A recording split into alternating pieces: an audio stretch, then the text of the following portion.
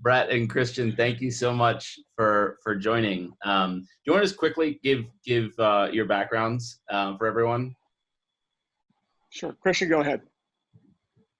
Well, I'm Christian Ulbrich. I'm the CEO of Jones Lang LaSalle. I have been with the company now for 15 years, and I'm talking to you from my home office in Frankfurt.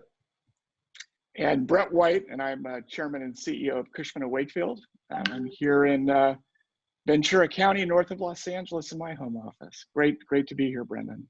Nice, and well, I'm out in Utah, so this is a testament to what we're going to be talking about, which is the transition back to a physical environment for working from a virtual one.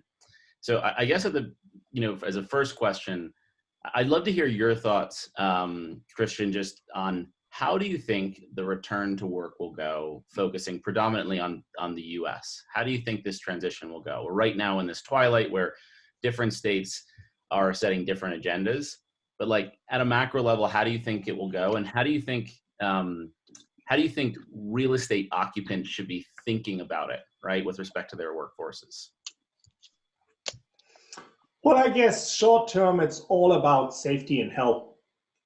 So that will be paramount to whatever decision will be taken. So social distancing will be key, which obviously lowers the occupancy capacity of every building. And there are a lot of kind of technical challenges which getting people back into buildings, but also with getting people to buildings. I mean, if you are living in a place where people tend to commute by car, that is one way, and that makes it obviously easier. But when you're living in an environment where people are using public transportation, then the way to work is a major issue, which is at the moment not easy to be solved. But then when you get into the building, you have the elevator issue. How do you get people into the building? We were just looking at our own headquarters in Chicago, and if we follow the math around social distancing in the elevator, it will take 6 hours to fill the building. So that doesn't really work. So that's why there's a short-term response to it, and then there's a longer-term response to it. But as I said, short-term, it's all about safety and health and the repercussions that will have on getting people back into the office. Brett, what do you think? What are your perspectives? Well, I think Christian has it right. The entire focus right now for companies is safety of the employee, and that's of course important, Brendan, because without being able to assure the employees are safe, the employees aren't going to go back to work. So it starts with creating an environment that employees look at and recognize as a safe place to be. There are, Brendan, we put out our going back to work readiness guide last week. It's almost 200 pages of technical applications of how you get from your house or your apartment to the workplace, how you behave and act in the workplace, where you sit, how you social distance, and how you get home. Christian's right, by the way. Part of the biggest challenge here for a lot of major cities, take New York or London, Hong Kong, is mass transit, and how different companies are dealing with that is different. But really there are 6 pillars to the go back to work protocol. You got to prepare the building, lots of work around that. If you go to 6feetoffice.com, you'll see where we've put up our Amsterdam European headquarters for the Netherlands up in the space that we've now completed that does have that 6-foot distancing. You got to prepare the workforce. You have to explain to them who and when in terms of returning to the built environment. You have to control access to the environment. You have to think about how you're going to allow people in and when you're going to let them in. You have to have a social distancing plan in the office, which again gets to the build out. You have to reduce the touch points and increase hygiene in the space. And then finally, and probably most importantly, you have to create a very transparent, constant communication protocol with employees that instills confidence in them that you have thought this through and you have their safety as a paramount concern. I will tell you that in talking to lots and lots of of large company CEOs the last 3 weeks, a few things have come through very clearly. The first is that when this all started, the first reaction of many large companies was to say, my folks are working well at home, therefore I can reduce my footprint. I just have people permanently at home. That has changed in the last 2 weeks to a conclusion that to facilitate the social distancing that will be required in the workplace, companies would actually have to massively increase their footprint, which of course they're not going to do. But yesterday, David Arena from JP Morgan was on a webcast with me, and he said, we did the math. We would need to increase our global footprint by 50%, 50%, to accommodate the proper social distancing, which we are not going to do.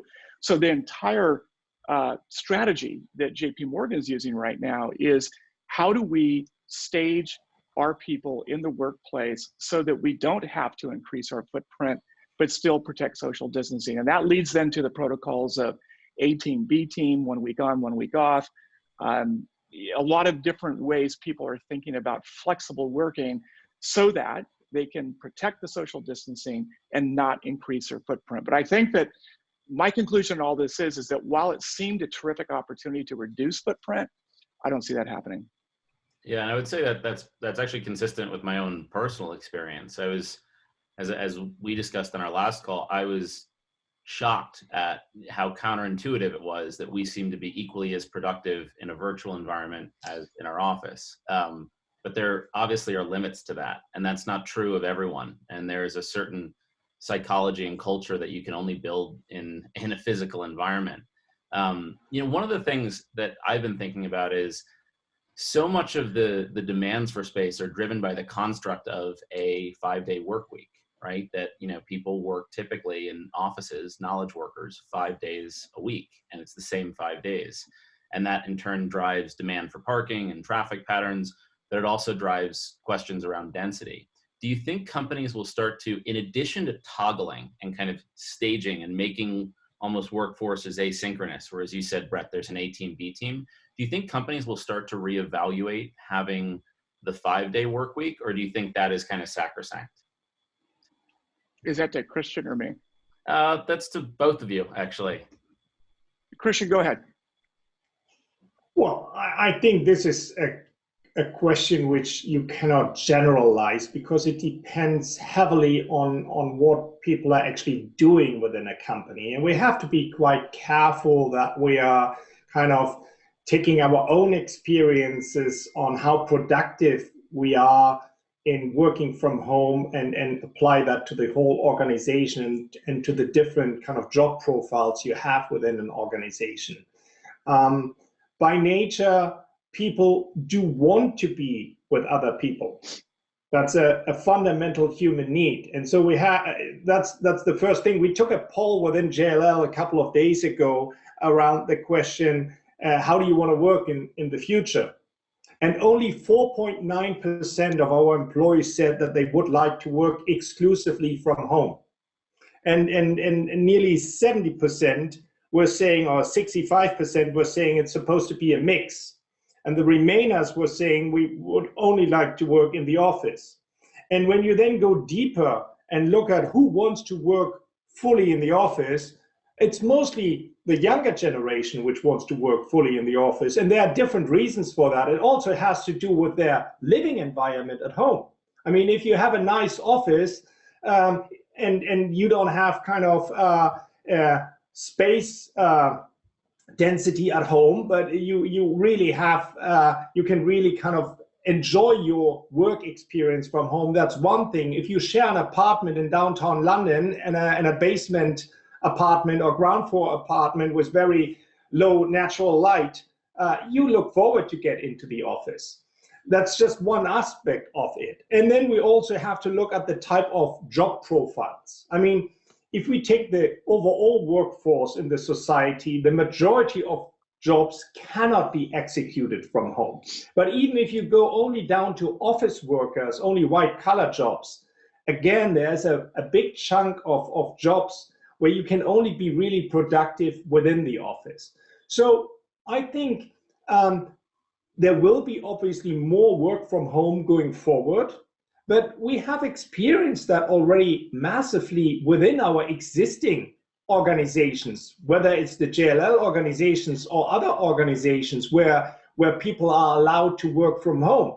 We mostly implemented it due to kind of work-life balance questions. We implemented it to encourage women who just or who have young children, that they can bring both things together, their careers and their family life, and we allow them to work from home. And then a lot of people are anyway traveling, which means they're not working from their office, so they're used to not working in that given office environment. So I think at the moment that topic is slightly overstated. I mean, Brett was making reference to what some big global leaders were announcing the last couple of days with regards to commercial real estate space and how that will change in the future. I would be cautious around that.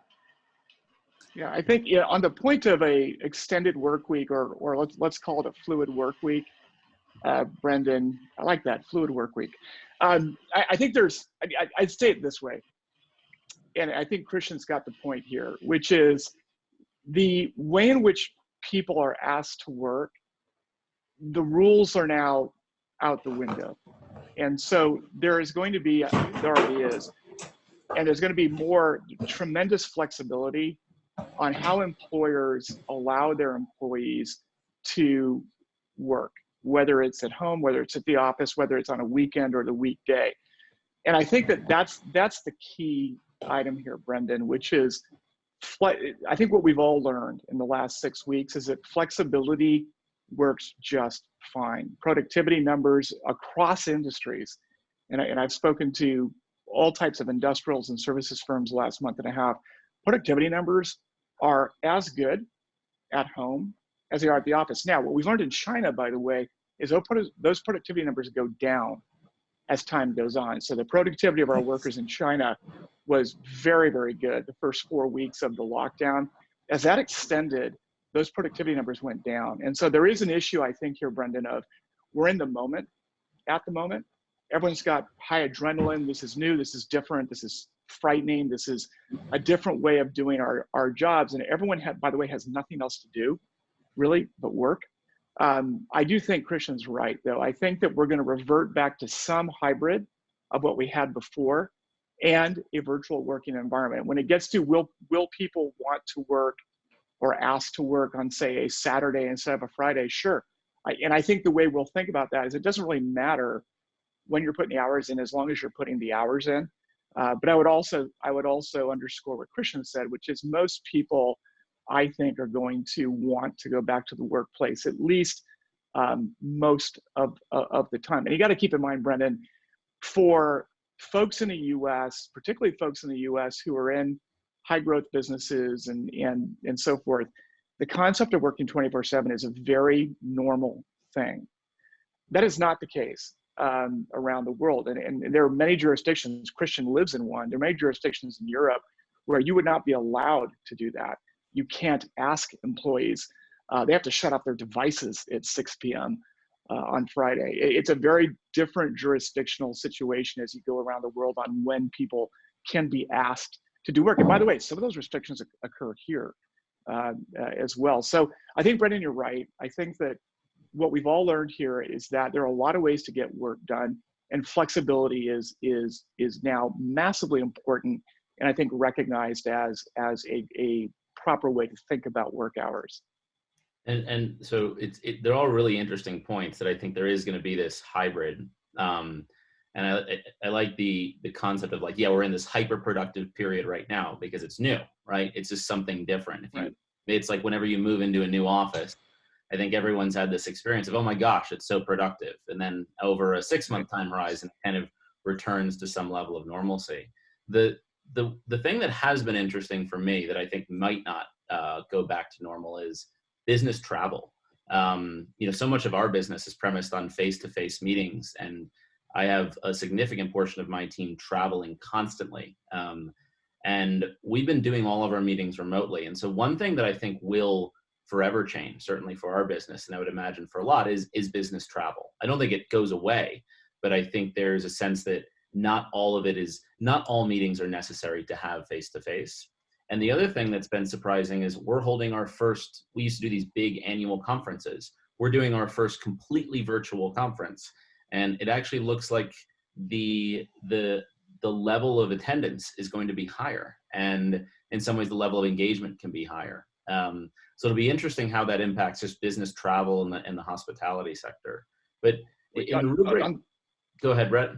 I was just going to say, on the topic of conferences, here's an interesting point that you are raising, which is absolutely true, Brendan.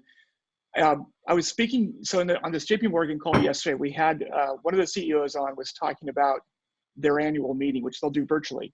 I think most companies will do virtually this quarter and next quarter. And they said that the attendance at the annual meeting will be 3 times their physical attendance in annual meeting. And he said one of the reasons for this is that in a virtual conference or virtual meeting, I can bring along with me in the conference room I'm in or on Zoom 3 or 4 of my analysts or other people that work with me to participate and listen to the conference who would not have been invited or could not have gotten tickets in the past.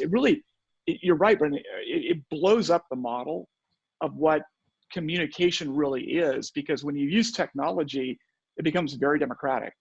Everyone can participate and attend. Yeah, and going back to the rubric you mentioned, Brett, and kind of your going back to work plan, I'm curious as to how do you think buildings will change with respect to the technology in them as a result of this crisis? I mean, you can kind of look at this crisis as perhaps a dress rehearsal for something we might face 5-10 years from now that's similar and more virulent, right? So what do you think is the imperative for real estate owners to adopt technology? And in particular, I'm focused on access control, right? Which is kind of been a core focus for real estate owners. What do you think that looks like? What are the trends? Well, I think that, first of all, I think that most of us now look at this current pandemic as a trial run for what could be coming in the future, Brendan. You're right. So I don't think anyone believes this is one and done. And so because it isn't likely one and done, many of the protocols that are necessary to go back to work now are likely to become structural, and technology is going to lead the way in that. So when you think about technology, I think about it a couple ways. One is technology for the employee becomes critically important, not just remote working, which we've talked about ad nauseum, but just how they interact with the built environment. So for instance, many companies right now, us included, are developing apps that an employee has on their personal device that they will use every morning to fill out the health checklist at home, take their temperature, input that information, and that app will tell them, by the way, to Christian's point on the elevators, that app will tell them what time to arrive at the office. So we don't have a line of 300 people out the door waiting for an elevator. When they get to the office, it will tell them where they go, because many offices are going to go hot desking. So it'll tell them where they're going to sit that day. It'll tell them the conference room 4, the meeting there that you saw is completed. However, we haven't cleaned it yet. It's not disinfected. And that might be a red light conference room that'll go green light. So technology for the employee, helping them navigate around the workspace is one area that there's a lot of work going into right now. Then building access is an obvious one. So we have to reduce the touch points, literal touch points in the building. And there's a lot of ways to do that, but building access is the front line of that. And I think building access control panels and in-wall systems are likely going to be built going forward with a thermoscan, so that when you go to touch your card to that plate, it takes your temperature. And you have to have 2 things to get in the building. You got to have a normal temperature. You got to have the right access card.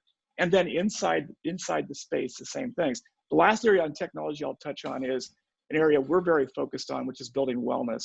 And so, I think we set up a joint venture with Mayo Clinic and Delos Labs last week on their Well Living Lab to really spend time thinking about building wellness. Now, this is air control systems, it's particulate matters in the air, it's all the things that I think are now becoming very, very front and center on how we keep people healthy inside these buildings. And technology is going to be the driver of all that. Christian, are you seeing some of the same things in your conversations? Yeah, absolutely. I mean, I think Brett described it really well. If you kind of want to headline it, we said already earlier, health and safety will be absolutely front and center for every kind of building environment.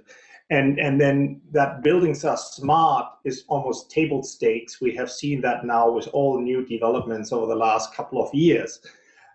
Buildings have to continue to be efficient. That was something which was important before. It will continue to be important. But I think the element of buildings being human, and you can put a lot of behind that word human, is something which will have increased importance. And then finally, buildings need to be intelligent. We need to learn within the buildings. The data we are collecting, the machine learning which is possible within buildings is something which will be key. And I think that will kind of change a little bit the dynamics of what tenants will expect from their landlords. And I think one of the major outcomes of this crisis, in most global markets, we had in the past couple of years a landlord favorable environment.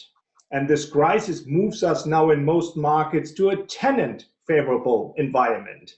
And now those tenants will now define their expectations towards their landlords, what type of buildings they are requesting.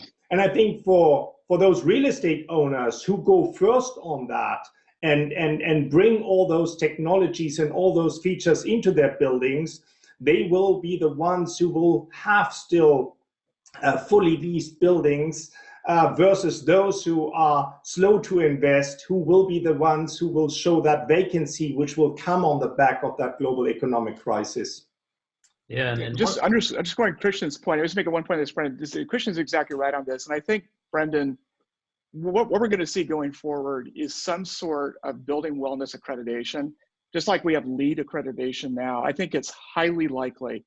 I don't know if we'll be able to promote this or it'll be done as an industry effort, but there's going to be some sort of accreditation that buildings will be able to earn based on wellness. And right now, I can tell you right now today, on building tours we're doing in the major cities in China, so Beijing, Shanghai, Hong Kong, the criteria for the tenants on just a spreadsheet on evaluating buildings to lease, building wellness is now top of the list. It didn't exist a month ago on the list. Now, the first things that our brokers are evaluating on buildings before they show them to the prospective tenant is air handling systems, touch points, protocols around access, ingress, and egress. So this sort of, and Christian's exactly right, this sort of building wellness is, I think, going to become a standard that landlords are going to have to implement to get the highest rents and keep the highest occupancies. And how much, just before pre-crisis, how much would you see from tenants in terms of asking those questions? I'm sure some portion cared about it. It's very little. I mean, you would see some of the more forward-thinking firms that really fight for talent, say tech firms, certainly put a premium on certain types of buildings that they weren't accredited this way, but a LEED accreditation mattered. Having a lot of common areas and garden areas and outdoor areas mattered, but this is different than that. This is really technical specifications around air handling, around ingress and egress, all those things that are going to be, I think, basic requirements for tenants going forward. So this is, Brendan, this is very different than the way it was just a month, 2 months ago. Yeah, I think there is some learning here to follow up on Brad's point from areas where you had health concerns before. And I like to use the example of some of the highly polluted cities in Asia. I mean, we moved our own people and many of our clients over the last kind of 2 to 3 years in those areas into buildings where you have air filtration systems and water filtration systems, which create an environment which tends to be much, much better than what those employees who use those buildings have at home, which has been a major attraction to join those companies who are located on those buildings and then stay in the office. I mean, there's a lot of other aspects too, but it was driven by that highly polluted environment those people were living in. And they appreciated that kind of offering, which frankly, in many other parts of the world, no one was really focused on about because they weren't concerned about air and water and those type of things. But as Brett rightly says, this is changing now. And so, but we can look into those examples and see how the office of the future may look also in the US going forward. Yeah, and Christian made a point a moment ago I want to touch on, Brendan, which is Christian touched on this relationship between landlord and tenant and who has the leverage. If there's one interesting conclusion from this pandemic, is that equation of leverage has been thrown out the window. And what we're seeing today is that landlords are now in a place where they are being forced to do things to support their tenants that they never envisioned having to do. And whether it's rent reductions, whether it's rent abatement, whatever it may be, landlords in this pandemic have learned very quickly that their existing tenant base is critically important, that the switching cost of losing a tenant and replacing them right now is massive. And so those rules where a landlord for the last 100 years would say, you have a lease, and these are the terms of the lease, and you're going to live by those terms, those are out the window. And it's created a very interesting dynamic in that tenant-landlord relationship that Christian was touching on. And one of the things, I had a conversation last week about the response of some of these large office parks in India, which are kind of effectively cities, and actually how quick and how responsive the landlords were in terms of sending people home. Like, it was really their determination.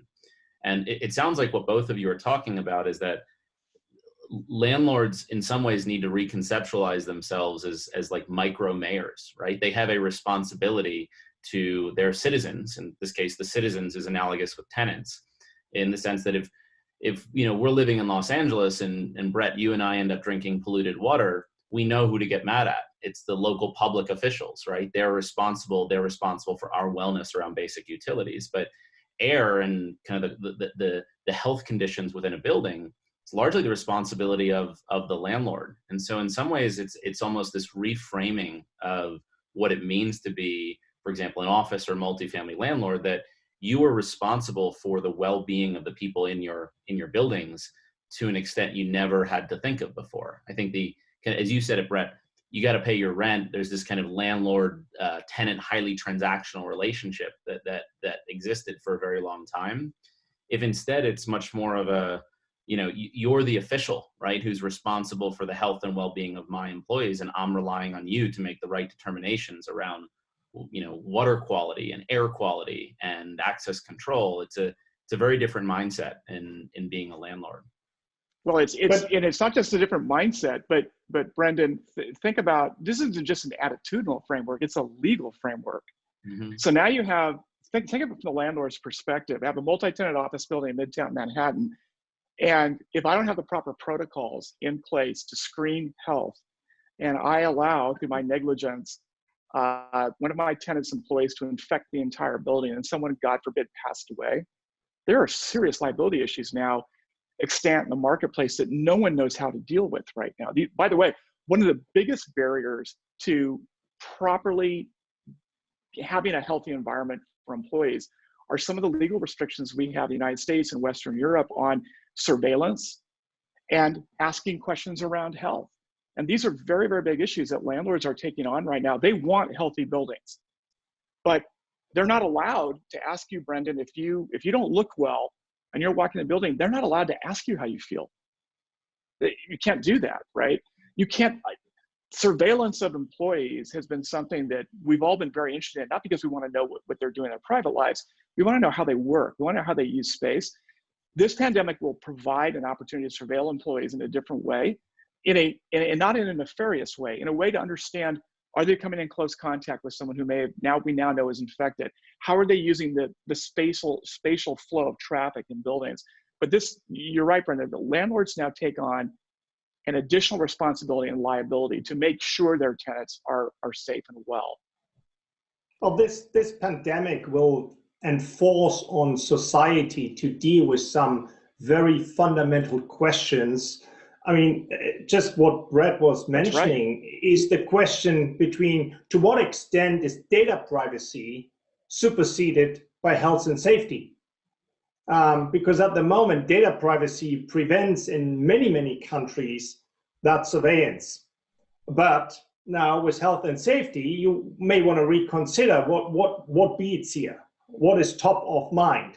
And you have a lot of those more societal questions which are now coming up, which we have to kind of find an answer to, because the impact of that pandemic is obviously mostly burdening on the lower end of the society, not only immediately because they are running out of jobs and maybe unemployed, but also longer term, because what we already see is how robots are now being used to clean industrial facilities, hospital facilities. But what it means, yes, it's great that they clean it and nobody is exposed to maybe a risky environment, but it also means that people who cleaned it before are now running out of a job. And we won't have new jobs for them easily afterwards. And so there are quite a lot of big questions coming up on the back of that pandemic. And your point around whether landlords are now in a different position going forward, I think you can almost put that under that whole topic, the way we are moving from a shareholder capitalism to a stakeholder capitalism. Because in the past, the landlord was mostly interested in optimizing the financial outcome of the building. But now the landlord has to be very considerate about the health and safety of that building, which will also have a major influence on the longer term financial play of that building. But at the beginning, it is an investment. And using that stakeholder framework, I'm curious, we've talked a lot about office, right, in this conversation. But if you looked at retail, where there's by definition two stakeholders around the public, the public safety and the public health considerations, how do you think that plays into the decisions of, say, enclosed mall owners, right? These shopping centers, a lot of them are pushing to open very quickly. And you have both the consideration of the tenants, the stores and their employees, but then also the people coming to these centers. And in some ways, it's kind of like an edict of a local mayor saying this area is now open for business. Do you think they'll have to consider this in ways they never did before? And how do you think this broadly impacts the retail industry? Well, already pre-pandemic, the retail market was rapidly bifurcating into those owners and development types that would succeed and those that wouldn't. Enclosed malls have been on the bad side of that equation for now some years.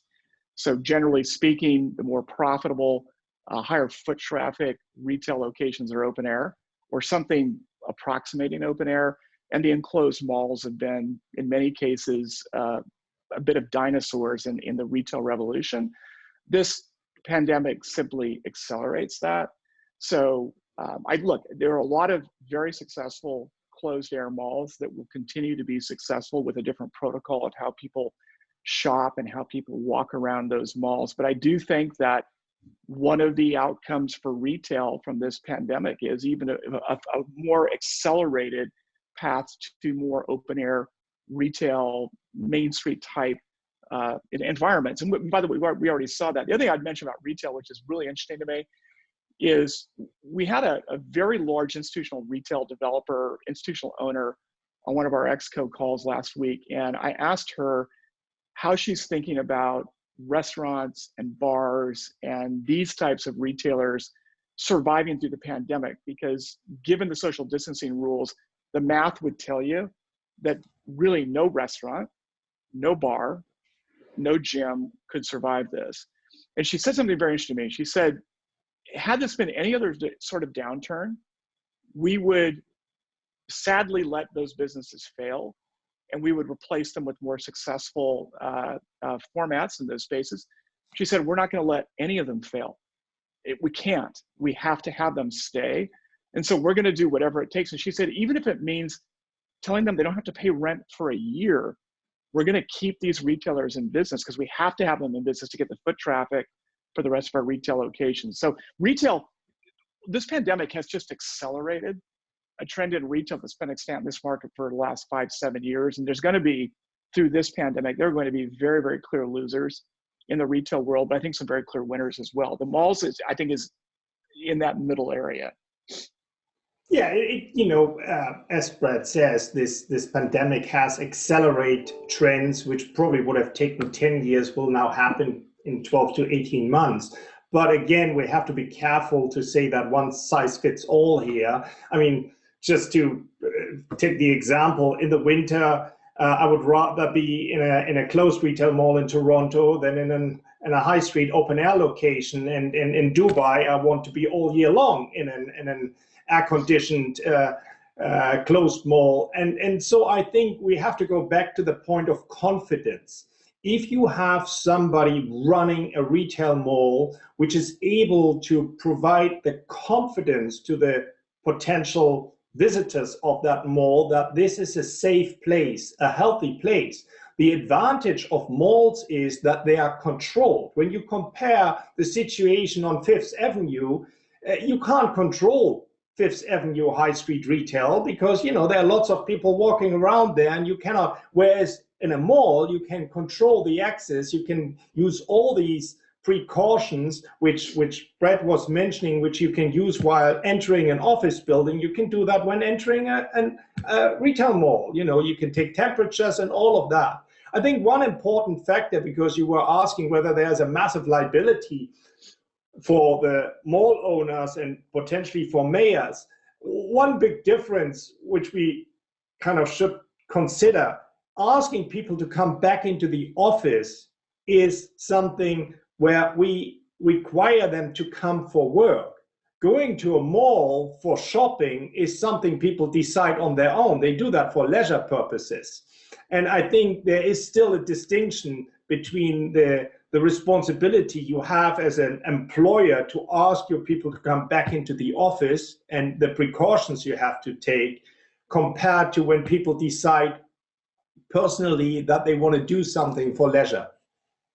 And I'm curious about something you said, Brett. You said kind of how these retail landlords are highly vested in the long-term success of some of their smaller tenants. And one of the things we've seen over the last 5 years is that the relationship between landlord and tenant in the retail space has been changing.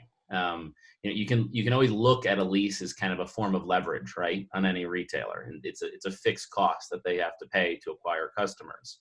But percent rent is kind of an indirect form almost of micro equity ownership in some way. And what you've seen is as a lot of the retailers started to go bankrupt the big retailers in the last 3 years, companies like Simon, for example, took equity positions and frankly came to control them.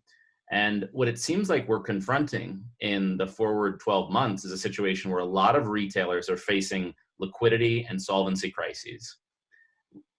Real estate fixed cost is a huge portion of their cost base. And do you think that we enter a world where landlords start to become more equity-like in their relationship with retailers? Do you think that starts to shift where whether it's a move towards more percent rent or it's a move towards converting rent concessions into equity ownership positions, or it's the business of taking over bankrupt retailers themselves? What do you think that looks like over time? Well, I think it's absolutely fair to say that large retail owners have become joint venture partners with their retailers. There's no other way to describe it. Your examples of some major institutional owners taking equity positions in tenants they did that for one reason. They couldn't have the space go dark, right? They may believe or not believe in the retailing concept, but they know for sure they can't have 30,000 square feet dark. And so they prop up that retailer until they can figure out a better solution. But I do think that retail owners now and for the foreseeable future are beginning to look at or already looking at their tenants as partners in their business. And if you think about it, Brendan, think about this ecosystem. So you have the tenant that pays the rent, you have the landlord that collects the rent and maintains the space, and that landlord has leverage on that project, which he then pays to the bank. This ecosystem is being disrupted right now. So the landlord goes to 4 of their 10 retail tenants, says, I'm going to give you rent abatement, or I'm going to take an equity position, whatever it may be. That's great. But what does that landlord now do with the bank? Right? So what I think, another thing that happens here is this environment becomes extremely difficult for the undercapitalized or over-levered retail landlord, because they can't do those things. They can't be the joint venture partner with their tenants because they can't afford to be. So the big retail institutional owners, the Simons of the world, the Macerich of the world, these folks have the ability to get through this storm, become partners with those tenants, do the things they need to do to keep those tenants alive. Those tenants that are in smaller, less capitalized projects with owners that are less, don't have balance sheets, can do that. You just think about the ecosystem. They're the ones that go out of business, right? Because they don't have a joint venture partner in their owner. Which, if you take that thought of Brett, which I completely agree with, it actually speaks for shopping centers and against high street. Because on the high streets, you have such a diverse group of landlords that maybe in every third, fourth building, you have somebody who can't afford to take such a contract. And they will probably have vacant space over the next couple of years, and it will take time until that space ends up either with a different tenant, or that building ends up with a landlord who can afford that new type of contracts which you are describing. Whereas the big mall owners, they can run those kind of agreements. I mean, this is a trend which we have seen first coming into hotels, then it came into retail. We see it now over the last 2 to 3 years coming into co-working and flex space, where we have those type of agreements. I think it will be just something which is one way of creating a relationship between landlord and tenants, but a very, very significant way of sharing kind of the risk of that contract. Absolutely. It's a really good point, Christian. And it's, you can take that one step further to say retail. So restaurants, just think of restaurants and bars for a moment, or yoga studios, workout gyms, those establishments that are tenants. Let's use Christian's example on the high street. So they have individual owners who own that little building or that little space of the block. They will get no help, and they will go under. And those same tenants that are in well-capitalized malls, to Christian's point, will survive because their owner can help them survive. And so going forward, if I'm a yoga studio or a restaurant or a bar or a gym, where do I want to locate? This is a different criteria for a tenant now. I want to locate in a development that has a well-capitalized owner. So if this happens ever again, God forbid, I have a better chance of survival. And it's flipped the equation, right? Because a lot of the highest end retail establishments have purposely chosen to be on the high street for that boutique feeling and experience. But Christian has raised a number of issues around that. Less capitalized owners, inability to control foot traffic, inability to do temperature, all the things that Christian mentioned about a controlled environment to make people safe don't exist on the high street. They do in malls. Christian's exactly right on that. Great. Well, Brett and Christian, thank you both so much for joining. This has been a really interesting conversation, a lot of just unique perspectives. And I think I'd frankly love to do it again in 3 months and see what we've learned and what's changed. So thank you so much for joining. Love to. Always spending time with you, Brendan and Christian. Thanks, Christian. Nice talking to you again. All the best. Bye. Stay safe.